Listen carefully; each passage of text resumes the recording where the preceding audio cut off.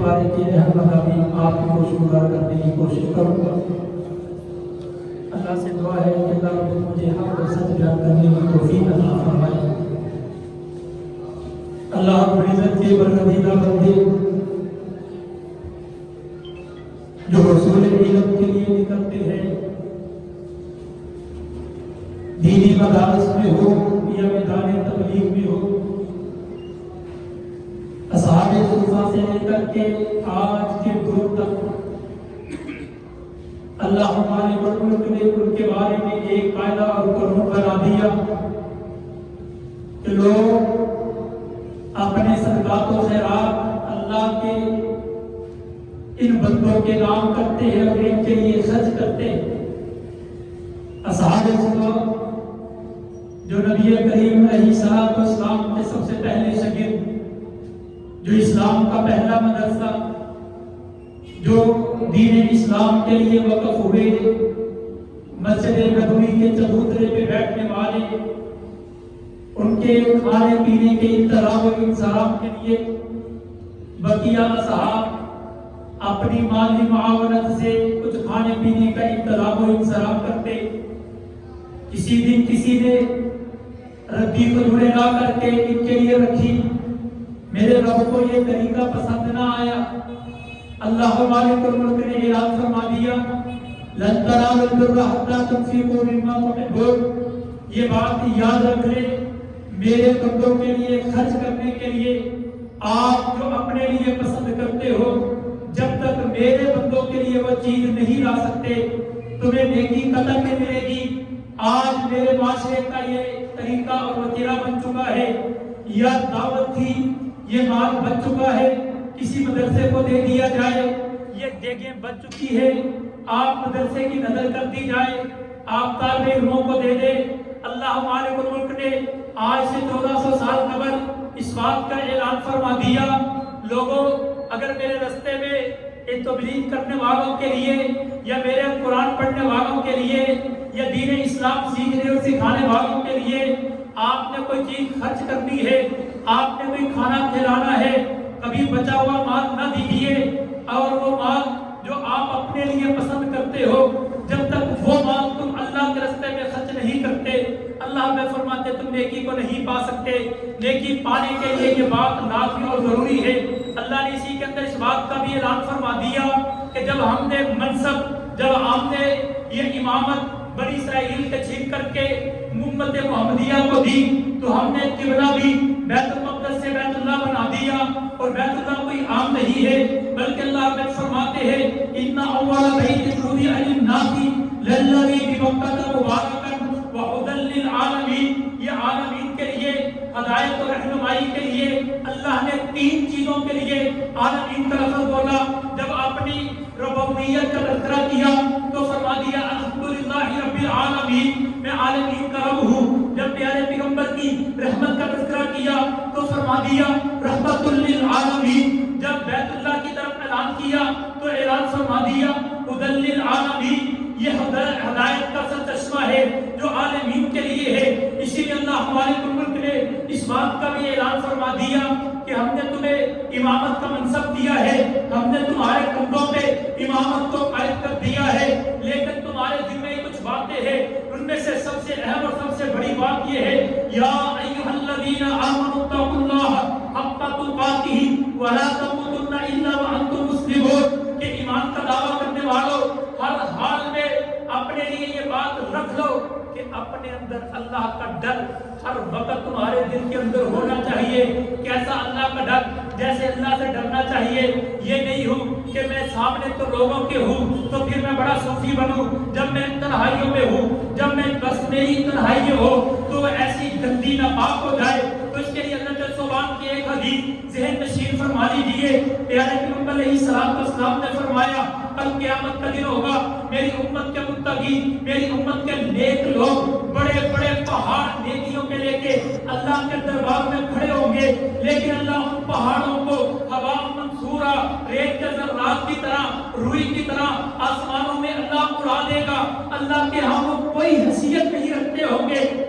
صحابہ نے ڈر کر کے پوچھا اللہ اللہ کے نبی وہ کون سے اللہ کے نیک بندے ہیں، بڑے بڑے پہاڑ لے کے تو آئے ہیں، ہمیں بھی بتا دیجئے کہیں ہم ان میں نہ ہو۔ پیارے پیغمبر نے فرمایا آپ نہیں، لیکن آپ جیسی نمازیں پڑھنے والے، آپ جیسے صدقات و خیرات کرنے والے، آپ جیسی نیکیاں کرنے والے، صحابہ جیسی نیکیاں کرنے والے، وہ بڑے بڑے پہاڑ لے کے آنے والے۔ ذرا غور کیجئے، میں اپنے نوجوان کو مخاطب کر کے کہوں گا، آج کے سوشل میڈیا کے ان ورکروں کو مخاطب کر کے کہوں گا، یہ حدیث اپنے نظر ہمیشہ تک اپنے دماغ میں بٹھا لے، ہمیشہ تک اپنے سینے پہ نقش کر لے۔ اللہ کی قسم جب تک یہ حدیث ذہن میں رہے گی، فیس بک چلاتے ہوئے یا پھر ایسی باتیں یا سوشل میڈیا چلاتے ہوئے آپ بڑی بڑی بیماریوں سے بچ جاؤ گے۔ پیارے پیغمبر علیہ الصلوۃ والسلام نے فرمایا یہ وہ لوگ ہیں جو لوگوں کے سامنے نیکی کرتے ہیں، نمازیں پڑھتے ہیں،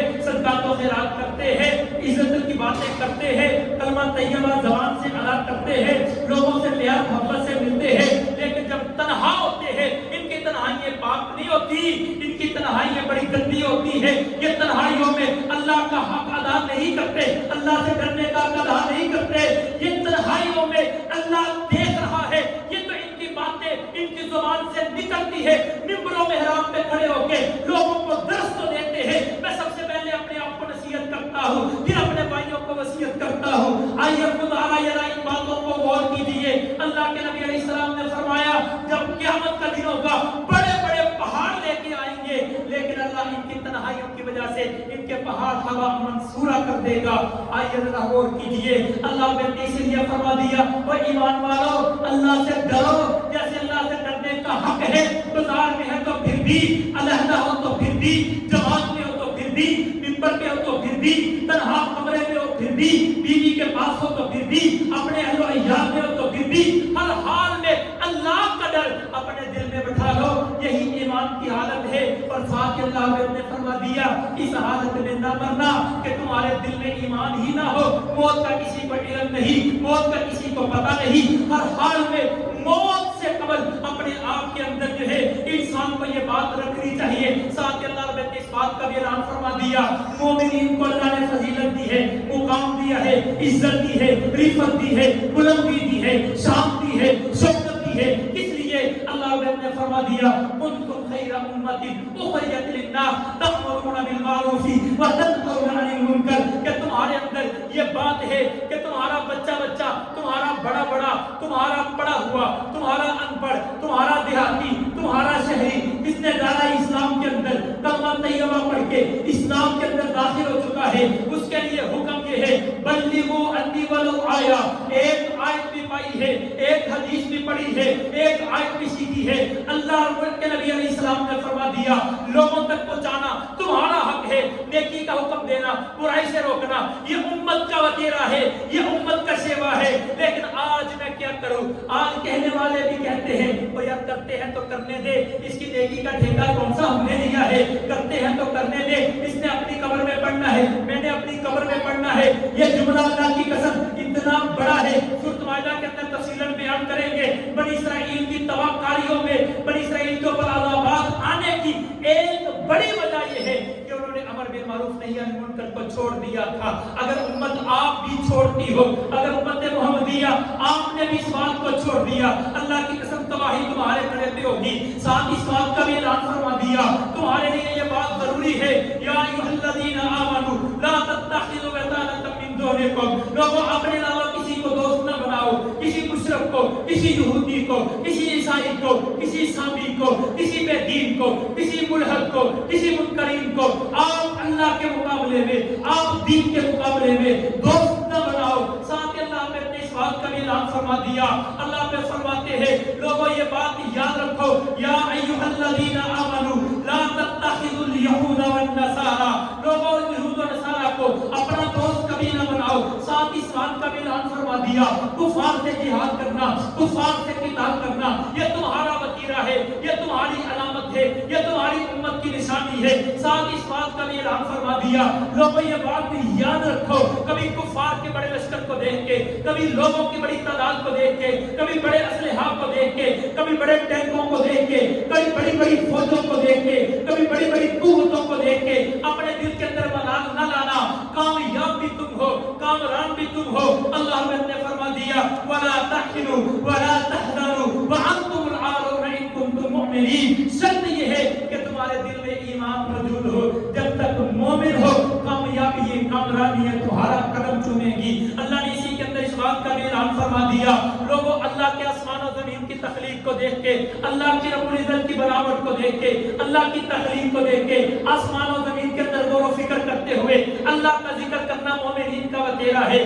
مومنین اللہ کا ذکر کرتے ہیں. اللہ کیسے کرتے ہیں؟ قیام و قعودا, کھڑے ہیں تو اللہ کا ذکر کرو, بیٹھے ہیں تو اللہ کا ذکر کرو, چارپائی پہ لیٹے ہو تو اللہ کا ذکر کرو. اس سورت کی انتہا اللہ نے 3 چیزوں کے اوپر بیان فرما دی. اللہ نے فرماتے ہیں یا ایھا الذین آمنوا اصبروا وصابروا ورابطوا واتقوا اللہ. لوگ صبر کرنا ہے, آپس میں پیار و محبت کرنی ہے, اور اللہ کا ڈر اپنے دل کے اندر رکھنا ہے. یہ 3 کام تمہارے کر لو, اللہ اس سے ملے گا کیا؟ اللہ فرماتے ہیں واتقوا اللہ لعلکم تفلحون. جب تم اللہ کا ڈر اپنے دل میں بٹھا لو گے, تقوی اختیار کرو گے, اللہ تمہیں کامیابیاں عطا فرمائے گا. کاروباری کامیابیاں بھی, مالی کامیابیاں بھی, معاشرتی کامیابیاں بھی, ایمانی کامیابیاں بھی, ہر میدان میں کامیاب و کامران ہونے کے لیے تقوی دل کے اندر ڈالنا ضروری ہے. اس کے بعد سورۃ نساء کی ابتدا ہوتی ہے. سورۃ نساء, اللہ نے سورۃ نساء کی نزول جو ہے وہ غزوہ احد کے بعد سورۃ نساء کا نازل ہوا.